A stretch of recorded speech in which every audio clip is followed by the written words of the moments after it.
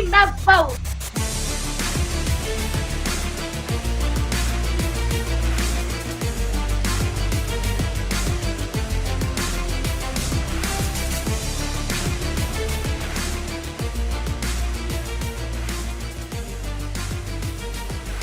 Court is in session with Ryan in Sacktown on If You Don't Like That.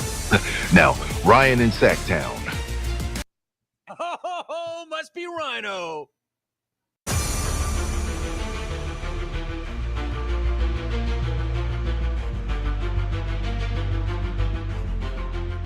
He stops. He fires from 20. He got the bucket. Give me a hell yeah. I don't know about all of you, but I've got the feels. Comes around once a year. It's when anything can happen. You are 0-0. It's a clean slate. It is a brand new season. It is an exciting season this year for the Kings, and we are ready to go. Tonight, we get it underway. How's everybody doing? What are you doing for tonight? What's everybody got going? Are you going to the G1C? Are you going to be watching from home? What is up? Give me your plans. Can't wait to hear, and I am fired up. We are back for a third season of Kings basketball here on If You Don't Like That.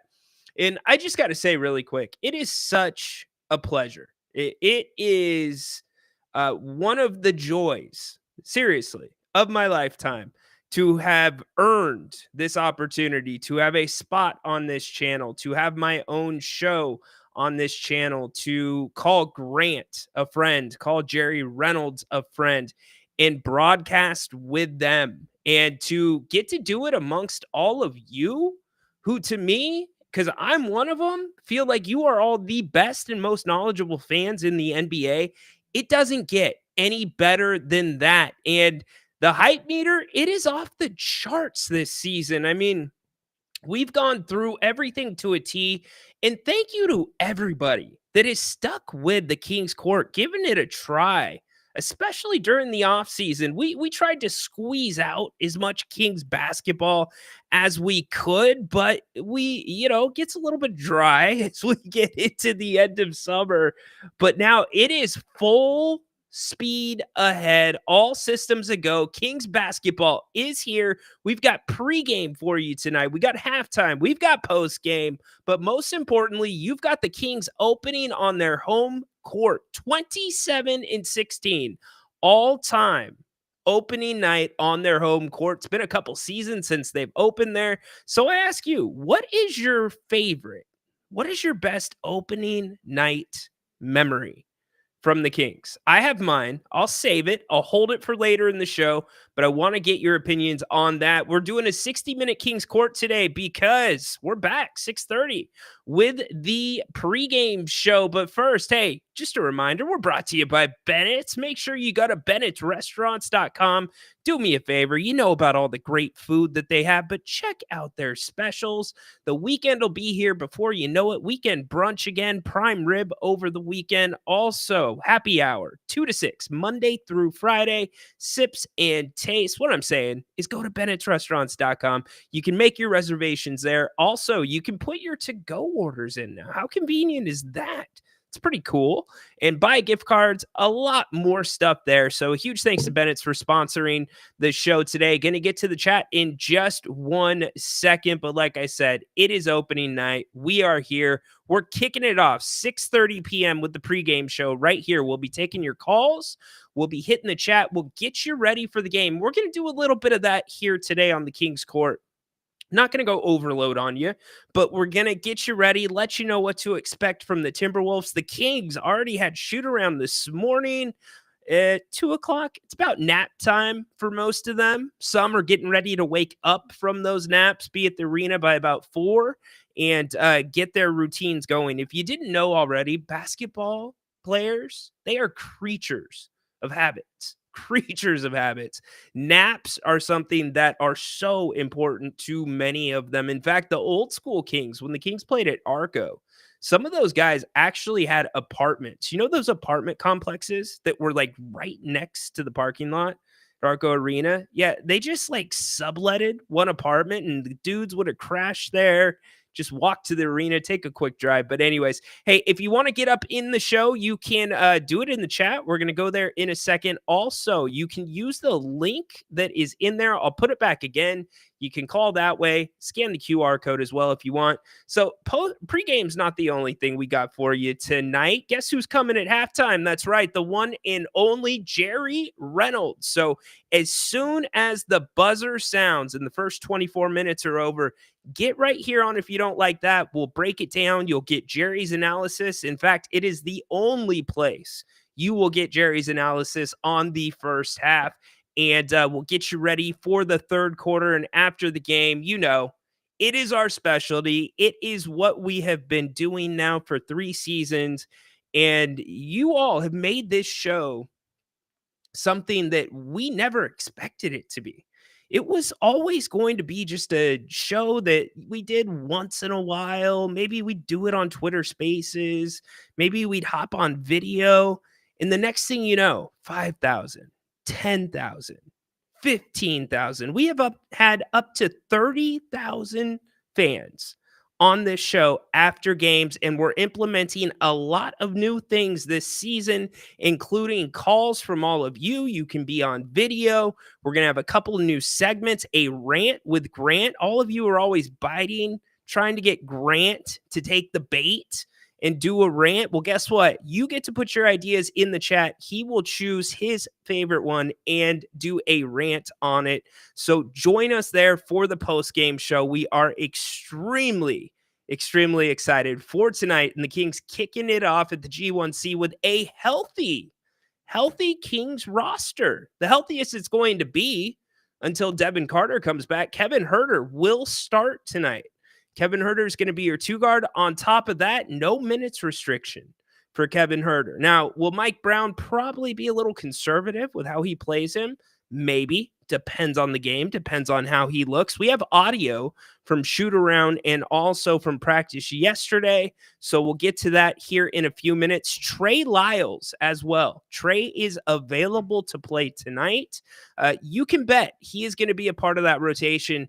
And this Timberwolves team, they did not play good. In fact, they did not play well at all in Los Angeles, and they still had a chance to win that game. I'm going to break some of that down for you here. We'll save some for the pregame show as well, but give me your thoughts on what you think tonight's going to be. And here is my question to you, okay? I'm asking the question right now.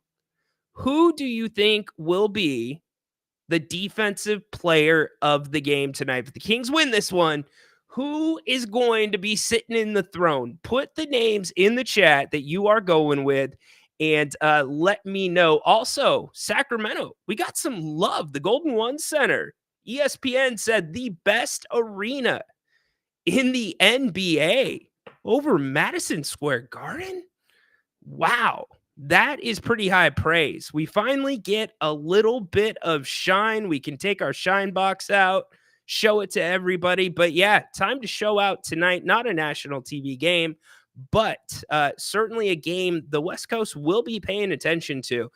There is a group of teams in this Western Conference, I would say maybe 4 or 5, that nobody has any idea where they're going to line up, where they're going to fall. How are the chips going to stack up? And the Kings are a part of that group.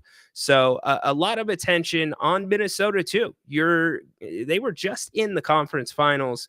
I thought they should have been in the NBA finals, but they caught the Mavericks at a bad time. So let's get to the chat really quick. I see it popping off. Happy to have everybody here.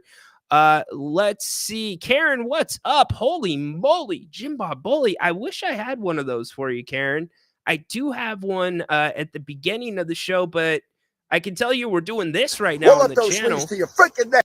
We're rolling our sleeves up to our freaking neck. Lydia, yes, indeed. The new season starts tonight. Hello to you as well. How to watch from Reading. The Kings game. You're probably going to have to get NBA League Pass, Karen.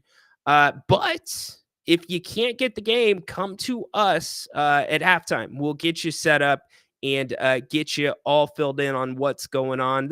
There's ways to probably find it online, but League Pass is going to be the way to go unless Reading gives you NBC Sports California. I don't know about that. Watch this game from your computer. That's what Lids is doing. Great. Haunted Horse. The show is looking better. You see, this guy is always taking credit for stuff that he doesn't always do. I told you all, we were tidying up. We were rolling out new things for the start of the season. And this is one of them. You've got a new look to the King's Court. You're going to have a new look to the post-game show tonight as well. I will preview that. And by the way, new merch. If you go to grantnapier.com, the new merch is slowly but surely loading up there. So go check it out. There will be more as the day goes along. You can find the link to the shop under the shop tab on Grant's page. Thank you. I'll try to click the link. There you go. I love how people are picking each other up in the chat. Adam, let's go, baby. Light the MF beam. I agree with you, brother. Hell yeah. What's the picks for the Kings game? Oh, don't ask this guy picks. This guy doesn't know what he's doing. X Fight X, what's up? How do you think the game goes? Kings getting DeRozan and not trading Kevin was such a big move. Yeah, getting DeRozan was a huge move. If you want to play semantics, yes, it was technically not a free agent signing per se. They had to work stuff out. But one of the biggest moves for Sacramento, if you look at their history of getting guys in free agency and or trades, as for Huerter, I'm not sure what to expect with Kevin Huerter, and we're going to talk about that here in a few minutes. I think Mike Brown anticipates the spacing with the offense will be better with Kevin, but what you lose on the defensive end, that is what concerns me a little bit. And I can hear some of you right now, they suck on defense anyways. Does it really matter? It's putting lipstick on a pig to have Keon Ellis on the court. Well, it's a little bit more complicated than that. It's not just Kevin. It affects other Kings and how they defend. One thing that I can tell you, Keegan Murray is going to get a healthy dose of Anthony Edwards tonight. The Kings are going to throw a lot of different looks at him. I would expect that De'Aaron Fox probably gets that assignment right off the bat, but we will see. Kings are getting 1.5 points. There you go. Anybody taking action on the game? We'll go over that here in a little bit. Kings win by 300 tonight. You can feel it. I don't know about that, Adam, my friend. 300. What's that mean? Does that mean Domas has like 97 boards? They score 300 points. Be nice, but I doubt it. Flores, what's up? Want to say my hellos to all of you because, again, this is an exciting day. Happens once a year. It is Christmas for us Sacramento Kings fans. It is a clean slate. And the one thing that I will say, Grant has said this. We've talked about sample size. When we did our preview show last night, Jerry Reynolds said this as well. It's going to take a little bit of time for this team to figure it out. And Mike Brown has been very candid about the fact that he doesn't really have a great handle on the rotation yet. And understandably so. You were without Kevin Huerter. You were without Trey Lyles. Devin Carter, he's not going to be a part of the team till February at the earliest. So let's not even get into that conversation. But you're moving roles around to a degree. Keon Ellis, another big question. What is his role going to be coming off the bench? Now, his responsibilities don't change, but I would argue his effectiveness possibly could change depending on how Mike Brown uses them. So Coach Brown talked about the importance of winning, but not getting too high, too low based on the results of tonight. Here's Coach Brown. No, don't get me wrong. We want to win. We want to win every freaking game. So as that competitiveness is going to kick in, But at the end of the day, I guess I don't want to overreact either way, uh, especially these first 5 or so games. And I don't want to be in a hole. I don't want to sacrifice losing to figure stuff out. But in the same breath, I do like our team. And I know I'm not going to panic if we don't start the way that I want to. I'm hoping for us to start. That's all. So, It would have been a much better thing, and way to go, Dizgon. Dizgon Wild 916. I see you, my man. Bang! Bang! Good job. He's in section 105. I love it. Anybody else hitting the game? Let me know. Derek. Derek. Damn!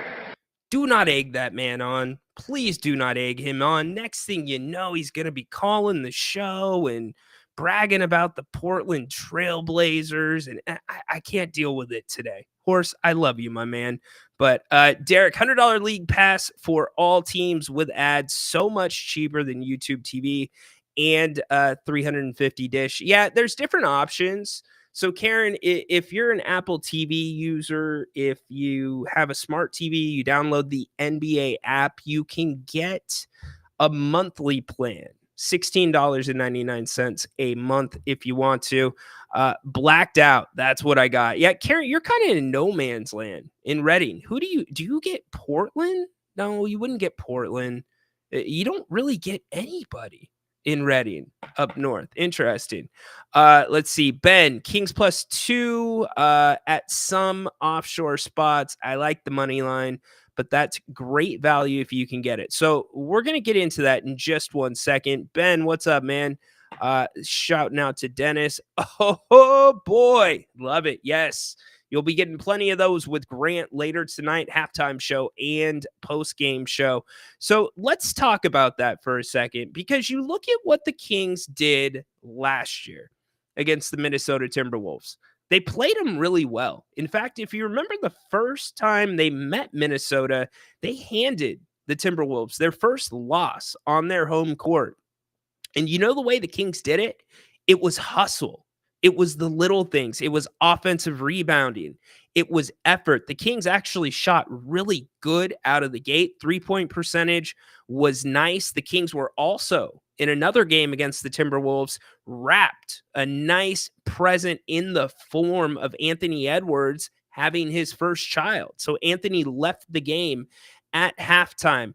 The Kings matched up relatively well with them, but I would caution you here. This is a different Timberwolves team, and this is why we've been saying the preseason does not matter. The preseason doesn't matter because this T-Wolves team, they looked good in the preseason. Now, Julius Randle only played 1 game in the preseason. Ant is gonna ant. That dude is a special talent. He's a throwback guard. He's one of those guys that's got a little bit of Vince Carter in him, a little bit of Michael Jordan in him. And I'm not saying he's as good as those guys, but he's got that old school 2-guard flavor where he likes to do a lot of stuff on his own. So with the acquisition of Julius Randle, it changes the formula a little bit. In fact, you have some NBA pundits, and can we talk about pundits for a second? Did anybody catch that clown that said the Kings should bench DeMar DeRozan? Anybody catch that? I can't stand some of these national people. DeMar actually partially, indirectly responded to it the other day on Twitter, but idiots. So the national conversation about the Timberwolves is, are they better with Julius Randle? Or are they worse without Karl Anthony Towns? And my suggestion, my take is, I think they're better. It's going to take a little bit of time for them to figure it out, just like it's going to take the Kings a little bit of time to figure it out with DeMar DeRozan. But the spacing for Minnesota is what's going to be different. This Minnesota team last year could space you out a little more. And I would argue Cat playing helps the Kings more than Julius Randle playing. Julius Randle, once he gets settled into this Timberwolves offense, I think ultimately will be a bigger problem, not just for the Kings, but for the rest of the NBA, because the Timberwolves have now said, we are stepping away from that Twin Tower look to a degree. And I know it was a little bit of a spread look because Cat predominantly was on the outside. We're stepping away from that. We want to slow the game down. We want to grind you down. We want to play high-low basketball. And they are set up perfectly to do that between Naz Reid, between Rudy Gobert, between the Ant-Man. They can thrive that way. Now, my big question about this Minnesota team, and here were your Kings player stats last year against Minnesota. My big question is this guy, Mike Conley. He only played 20 minutes against the Lakers. Mike Conley was an important piece to what Minnesota did last year, not from a scoring aspect, but from a facilitation aspect. I could see the Timberwolves running into some of the same problems that they ran into, or that the Phoenix Suns have run into, where you are misusing your superstars. Devin Booker should not be asked to facilitate the offense. Devin Booker should be your offense along with Kevin Durant. So what does that look like now with Mike Conley and Anthony Edwards? Anthony Edwards, a year older, a gold medal richer. His game keeps growing exponentially. If you had to look at the group of young guys in this league right now, you would probably say he is on track to be one of the future faces of the NBA. And I have no problem with it. The guy is a freak. He made 2 or 3 plays last year that are the freakiest athletic plays I have ever seen in my life. And I have watched a ton of basketball. But you know what happens sometimes? These young guys get a little bit too big for their bridges. They push too much. He took 25 shots against the Lakers. I don't think 25 shots is too many, but when I went back and watched the game, it was a lot of isolation looks for Ant. It was a lot of forcing the issue for Ant. The next 2 closest guys combined for 21 or 22 shots, which was DiVincenzo, which was also Julius Randle. So DiVincenzo last game against the Lakers ended up getting the majority of the run at the point guard position, and he is not a true point guard either. So that is one thing that I will be watching for tonight. I want to see if they do a little bit more of your classic facilitation as opposed to your positionless basketball, speaking of the Timberwolves. Now, here's the other big thing. This is the thing that scares me about tonight's game for Minnesota. Minnesota came out last game against the Lakers, and they did not do the little things. Their energy was terrible. The 50-50 balls, they didn't even try for.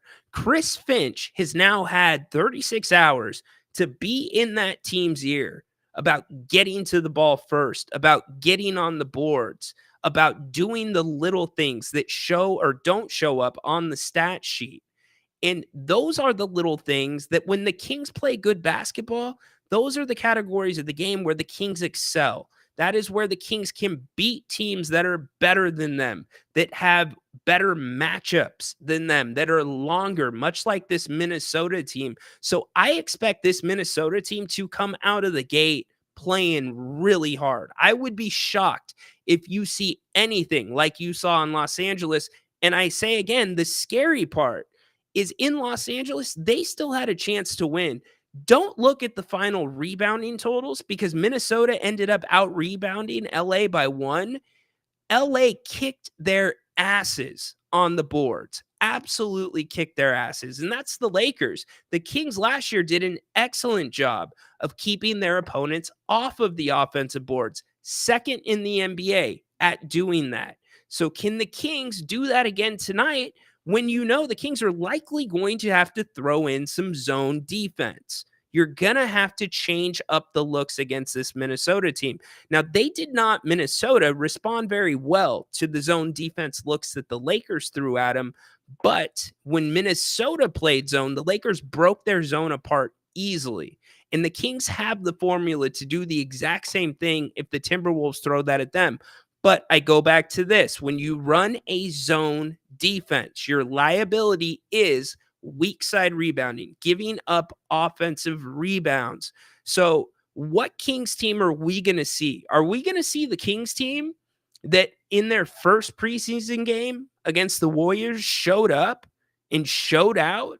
Or are we going to see the starters, by the way? I want to make that clear, that was hustling for the ball. Mason Jones diving on the floor, and Mason's probably not going to be getting minutes tonight, but you get the comparison that I'm making. Is that team going to show up, or are we going to see the team that showed up in LA?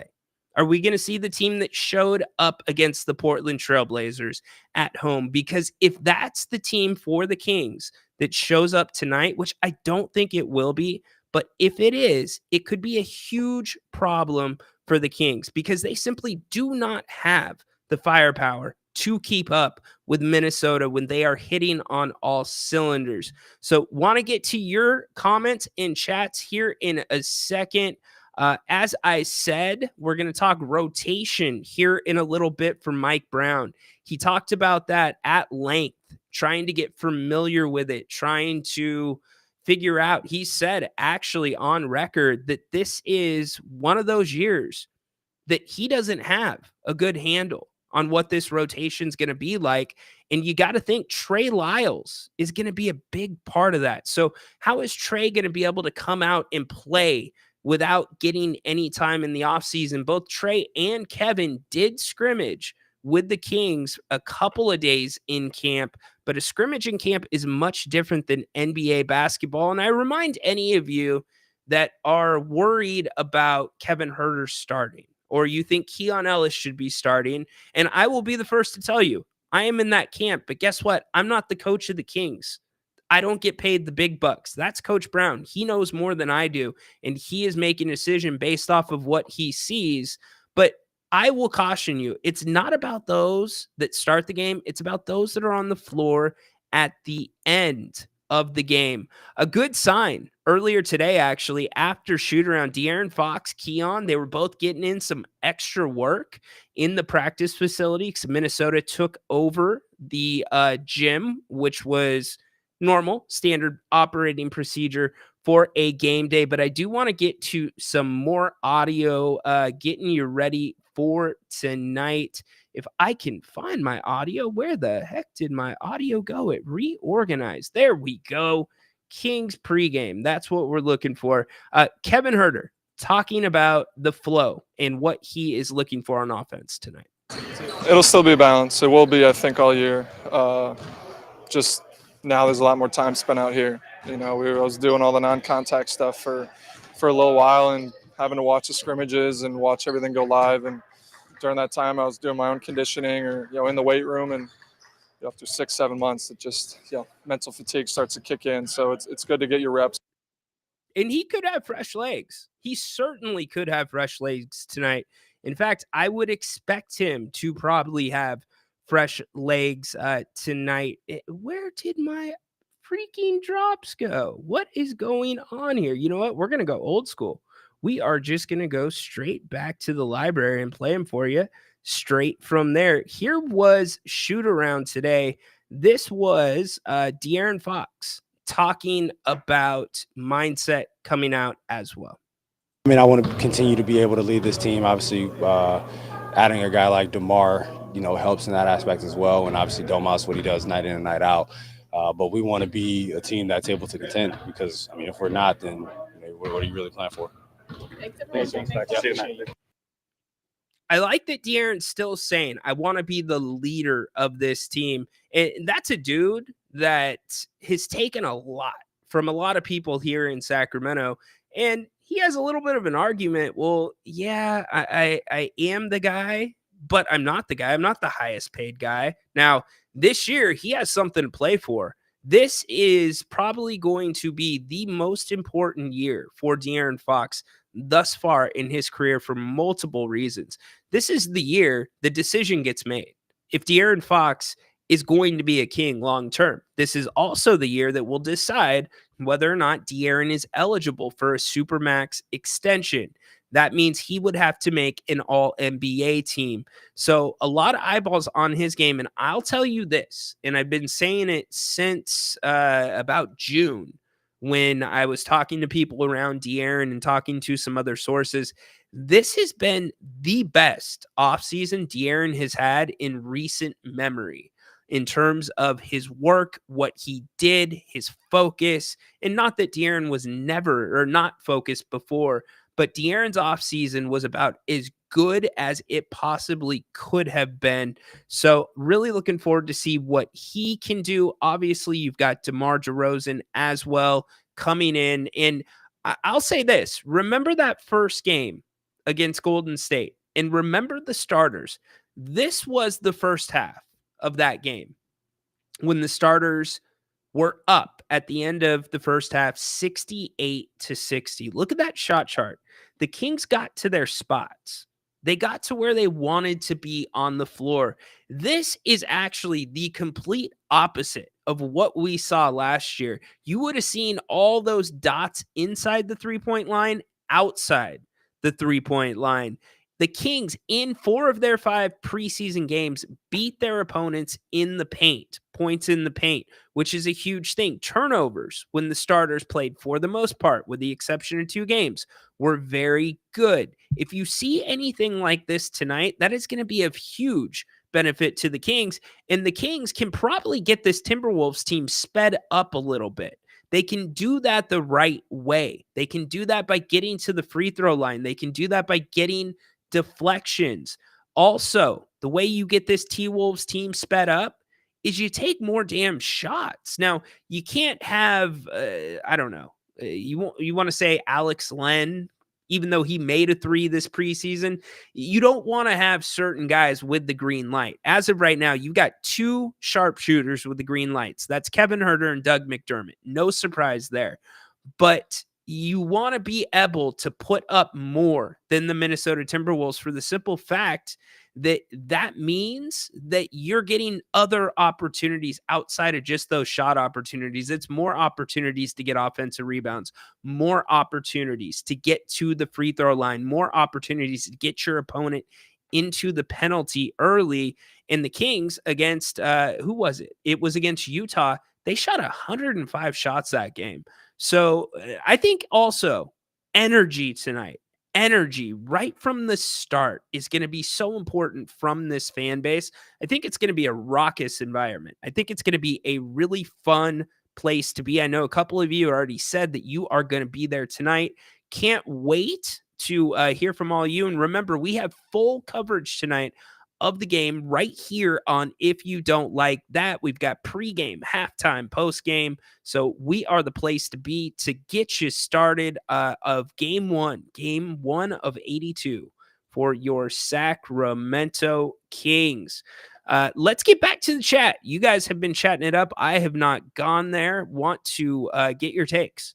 Always so damn good. Really appreciate everything in here. Adam, the Clippers arena looks awesome, but the wall, no way I'm paying that much to stand an entire game. Go to Serbia if you want to watch a game that way. You know what's funny about that? So Crown Downtown, the group of fans that travels to at least one away game every season, they tried to get group tickets for a Clippers game, and the Clippers said no, which is funny because it's LA. Give me a break. You're not going to tell me that by the time game 52, 54, 57 rolls around, that the other team's fans aren't going to start filling up the wall? Just wait. What happens at Chargers games? What happens at Rams games? It becomes a place for it's a destination for the opponent's teams, their fans to travel. So that wall is not going to be like that all season. I would be shocked. And actually, speaking of that game last night, really bizarre. Did anybody see how Devin Booker fouled out last night? That was so weird to me. It was a 2-point game, and it was almost like Devin wanted to foul out. And then he just ran straight to the bench, sat right down, and I had to look at the score twice. I'm like, Wait, is it an 11-point game? No, it's actually a 2-point. What's going on? So the Clippers end up losing that one, but credit to LA. Credit to Clipper fan for showing up a little bit last night. I'll give them that. Don't expect it to be that way all season.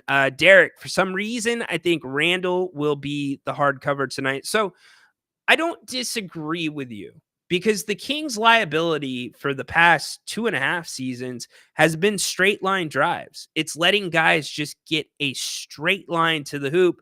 And what happens is that forces the help defender to either step up or let him go. And it's a good opportunity sometimes to take a charge, but more times than not, what it leads to is a wide open three because you have the help defender stepping up.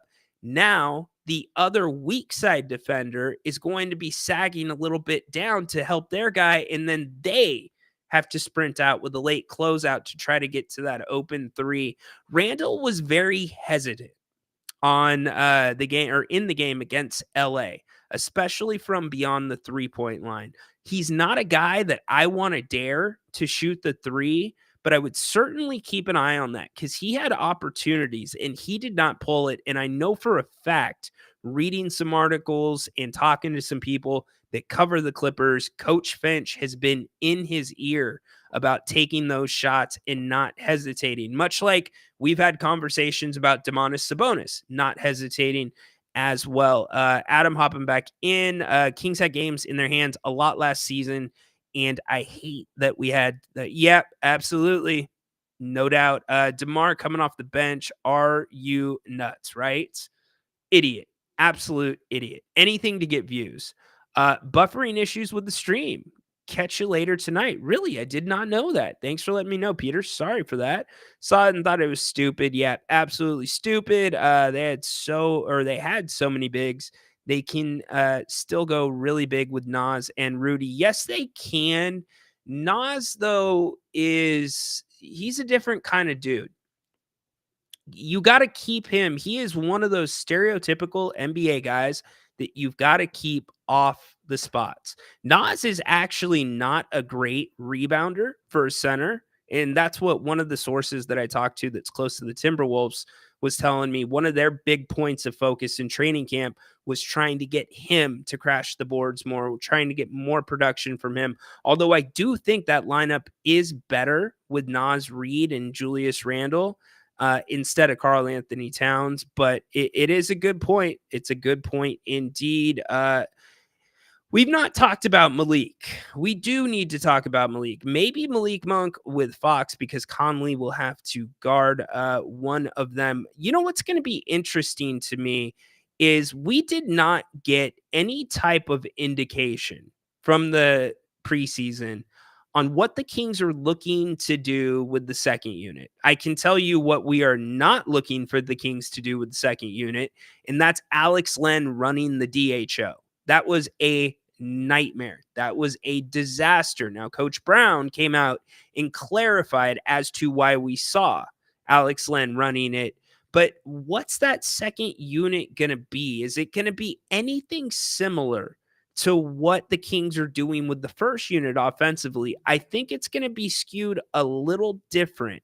And I think it's going to be more geared towards the pick and roll because the Kings are good there. And the Kings actually do have an advantage playing a little bit of high-low too, just like you're going to see the Timberwolves want to play tonight. And the zone defense for the Kings, that's another big piece of the pie that the Kings are going to have to work in tonight. And I would expect the Kings to play a healthy amount of zone defense tonight. Let's see, Ben hopping in, giving Karen some advice. Andrew, what's up, my man? I chose Ant over LeBron for my fantasy team. Good move or no? Great move. Amazing move. LeBron, he's going to get his. But LeBron's focus is not championships anymore. LeBron's looking big picture. If Bronny would have not had a chance at playing in the NBA or after his cardiac arrest, they said, you can never play basketball again. I'm not so sure that Bron is still playing basketball this year. That's just my personal opinion. But Braun has much more going than just basketball. He's looking down the road at ownership. He's looking down the road at business opportunities. Hell, he's the coach of the Lakers right now, Andrew. LeBron is literally the coach of that team. I wish the Lakers would have just embraced this whole thing about drafting Bronny and bringing JJ Redick in as the head coach, and JJ Redick saying, "No, we never talked about it. It never came up. No, not after they contacted me." If they would have just leaned into it and just been the old school wrestling heels that you just want to hate and you just want to boo, it'd be a much more interesting situation. But no, Ant is the much better move. And Ant, I will say this, although LeBron has made a living out of taking care of his body, Ant is incredibly durable, incredibly durable. No Kings games. No, don't want to hear that, Karen. Kings need to win tonight. No, Lids, they don't. They don't need to win tonight. It's not a must win tonight, but they've got to come from, I would say, these first 4 games.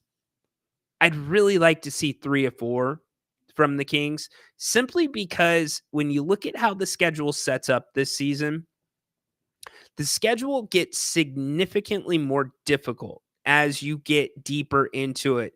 Their homestand in March is a murderer's row of games, and many of them are on back-to-backs. You have 3 games in 4 nights.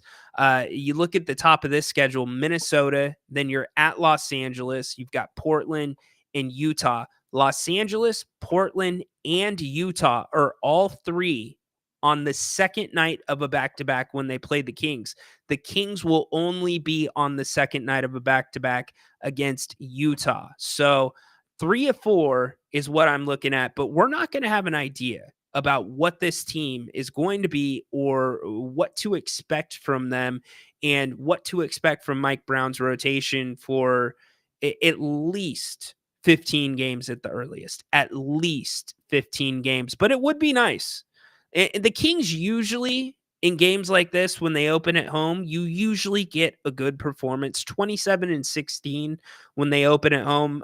My favorite opening day memory that was at home for the Kings was easily the first game back at Arco Arena after the entire saga where we thought the Kings were going to Seattle.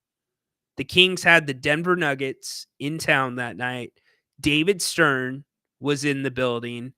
They put up some different types of big screens around the centerpiece or the scoreboard at Old Arco, and it was a celebration. It was just one of those special nights. Vivek getting up there, "This is your team," and making that speech. Dave with his dyed hair. Freaky Dave. Does anybody know the backstory to that? So Dave is terrified of ladders, number 1. And number 2, the headband's on because he bleached his head purple. Yeah, he was on with me one day and we talked about that. That was pretty funny. But that game stuck out to me and it set a tone for that team because the next game they played the Lakers. And that was the game Isaiah Thomas had a monster showing. John, I need more beam in my life. Anybody else? Well, you might be getting some beam tonight. Again, Kings and the Minnesota Timberwolves kicking things off tonight. Game 1 of 82. Do you think we'll see more Monk Ellis and less Fox Monk? I like Monk running the point more than Ellis personally. Well, here's the thing. If you look at this Kings roster, you actually don't have a true point guard. You don't. Maybe Jordan McLaughlin is the closest thing you have to a true point guard. Keon Ellis isn't a true point guard. Malik Monk isn't a true point guard. De'Aaron Fox is actually not a true point guard. So I don't think it's going to be as contingent on those two or those combinations on the floor.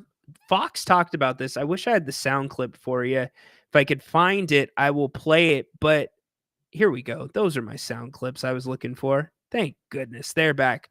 But De'Aaron Fox talked about how the guys need to know every position, and De'Aaron needs to know the point guard position for when they run set plays. Now, to answer your question specifically, I would like to see probably a little bit more of Monk and Ellis rather than Fox and Monk, because Fox and Monk sometimes it's two different styles of basketball. De'Aaron's extremely great at getting to the rim. Malik isn't always the best at getting to the rim. If he's hot, he can spot up, hit that three, but Malik is extremely good. In fact, I would say he's a little bit better than De'Aaron at running the pick and roll. So if you're running the pick and roll with Malik on the floor, then I don't want to waste those minutes with De'Aaron. And sure, De'Aaron's a great spot up shooter from three. He shot it at just over 43%, but I don't see him getting a ton of looks with Monk running the pick and roll. I think that's going to be more predicated towards the big man, as it should be. Monk brings the best out of Sabonis. Absolutely. And it's a good change of pace. Here's what I will tell you, Adam. You're going to see at any given time, you will have De'Aaron Fox, Malik, or you'll have De'Aaron Fox, Domantas Sabonis, or DeMar DeRozan on the court at all times. One of those three will always be on the court, in my opinion. Karen, beam me up. Yes, indeed. He stops. He fires from 20. He got the bucket. Alberto Rhino, let's paint the background wall purple for the upcoming season. You want to paint my wall purple? So we've got a couple things in the works, but you want to paint this wall purple? Oh my gosh, my wife would kill me if I painted this wall purple. Not against it, but my wife would kill me probably. You know, I just got this Kings Court studio, then I turn it purple. I don't know, Alberto. I've got a beam coming. There is a beam on its way for games that the Kings win. So maybe we'll reassess after you get to see what the beam looks like on nights where the Kings win. It is my pleasure, Furious Wolf. In fact, thank all of you for joining me here on this platform and joining us here on If You Don't Like That. We have got a full lineup today for you. This is what we do. It is in-season game day coverage for your Sacramento Kings. You don't want to miss out on it. We are Johnny on the spot. When that buzzer sounds, we are on the air breaking it down at halftime for you with the one and only Jerry Reynolds. And then don't forget, post-game, Grant and I wrap it up. And all of you will be taking your phone calls and breaking down night one, game one, Kings, Timberwolves. Really excited to see what this team is going to do. And I'm going to have much more analysis coming up on the pregame show. We're going to dive deeper into both teams, really get you ready. That is at 6:30 tonight. This has been a really Kings heavy episode, and I like it. I'm excited. We're rolling our sleeves up to our freaking next. So about the sound drops, this is what I wanted to get back to. Coach Brown talking about his handle on the rotation. I think this is important. You know, this is probably the least amount of feel that I have for my group going into a regular season, and it's due to the injuries, and then the addition of DeMar too, you know, and trying to figure out the rotations and how we're going to use everybody. But I'm excited about it. The guys, you know, we scrimmaged yesterday, and so we got a little bit better feel of it. But we'll have to kind of wait and see as time goes on. And as you wait and see, as time goes on, that time is ticking. It is coming up 7:00 from the G1C, Kings and the Minnesota Timberwolves. The Minnesota Timberwolves, I'm telling you, they are going to come out hot. They are going to come out aggressive. One of the big things for this Kings team tonight is physical without fouling. They've got to be able to play a physical brand of basketball. Minnesota had some foul trouble in LA. Jaden McDaniels One of those guys that is kind of scrappy. I would almost say like their Keon Ellis to a degree. Really likes to do the things that don't show up on the score sheet. He had 5 fouls in 17 minutes the other night in LA. And Keon Ellis, I talked about it at the top of the show. I talked about his role. Like, really, what is Keon's role now? And how do you use him?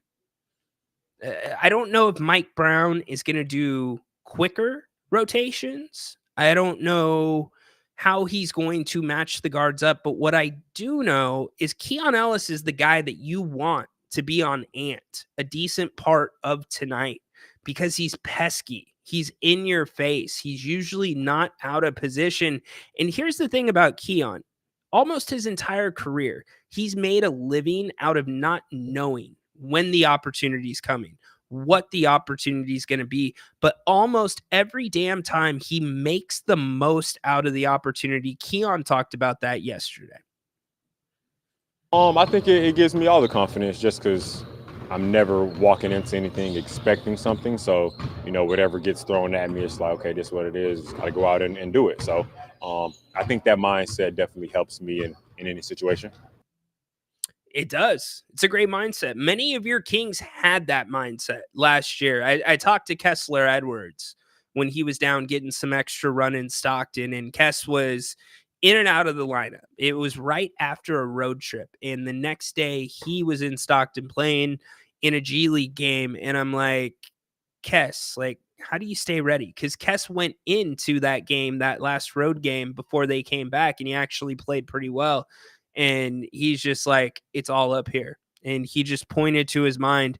And that's one of the beautiful things about what Stockton has been doing. Instead of just rolling the ball out there and saying, somebody show us who has the most talent, and maybe we'll think about promoting you.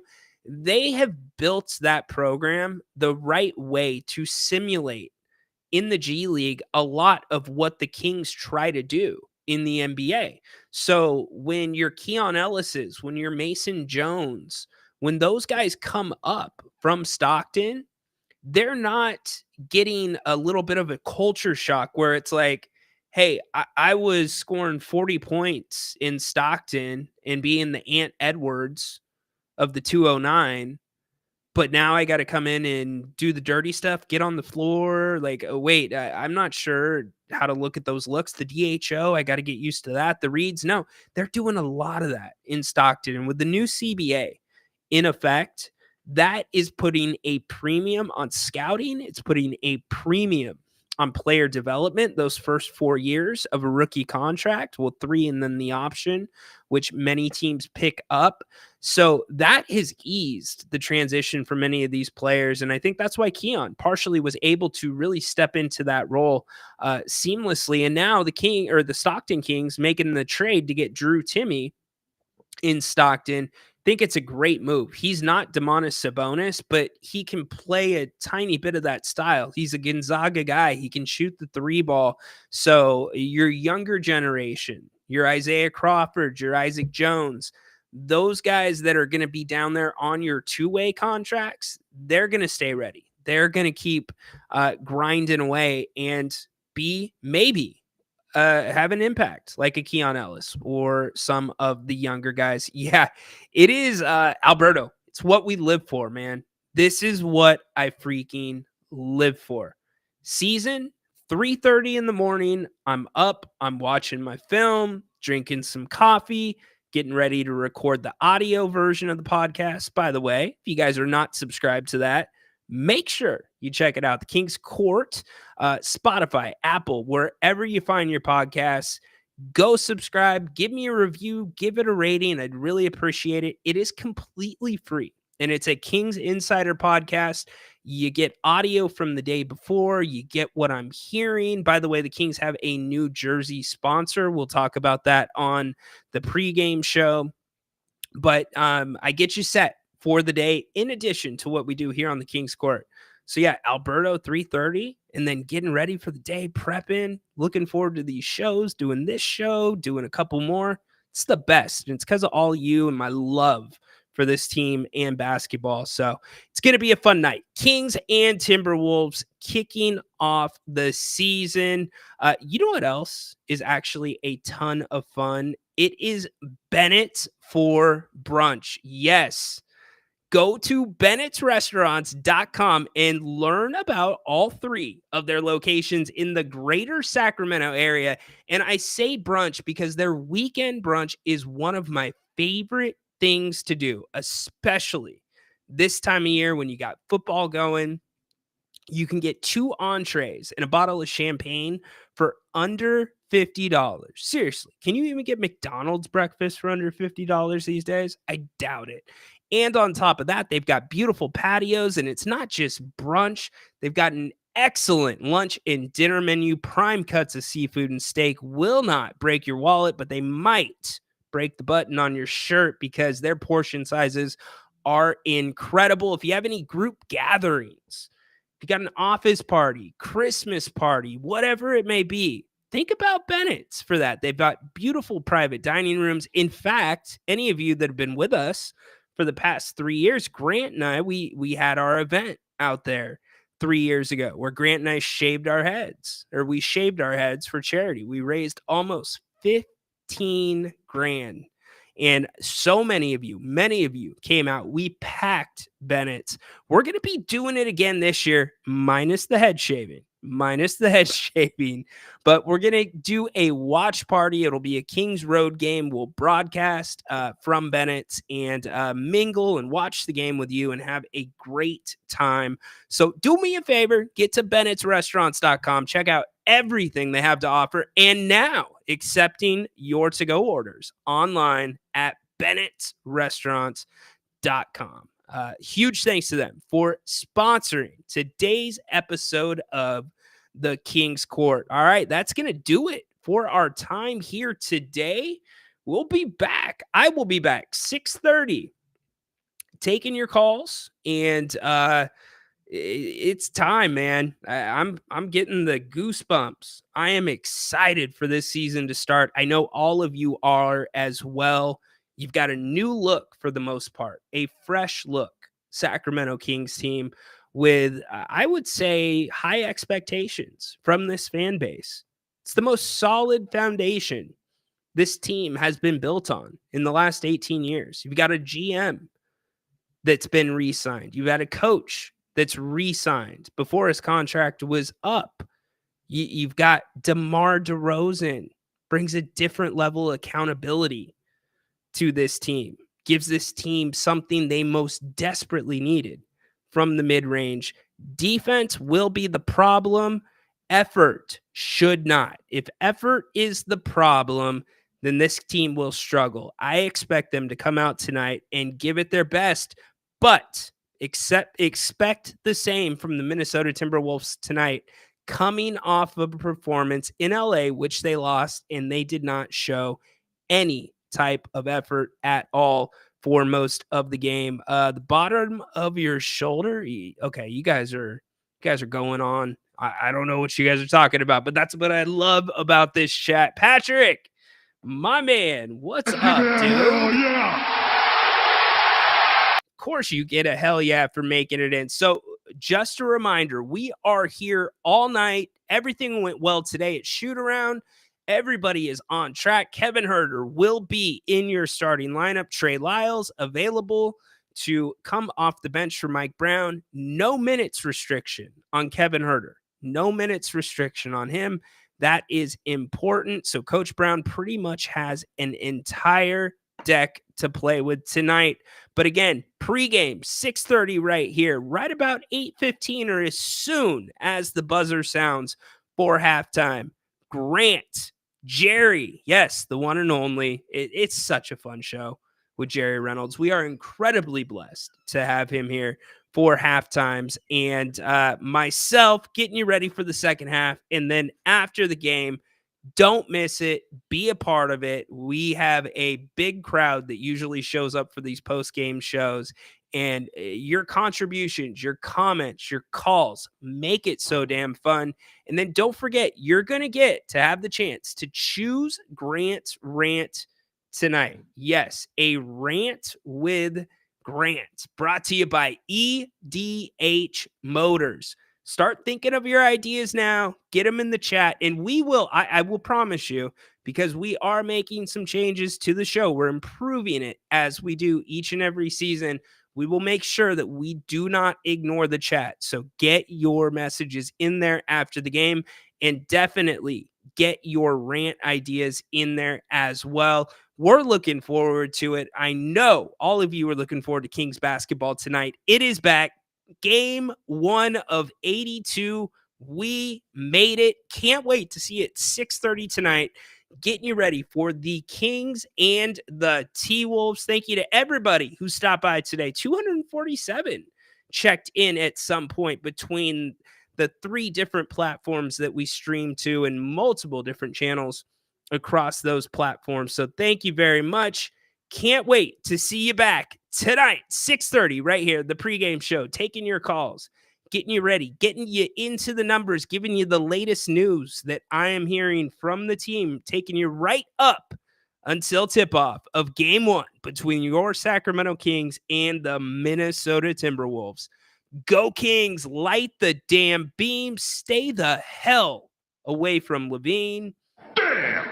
Damn right, stay away from Levine. Court is dismissed.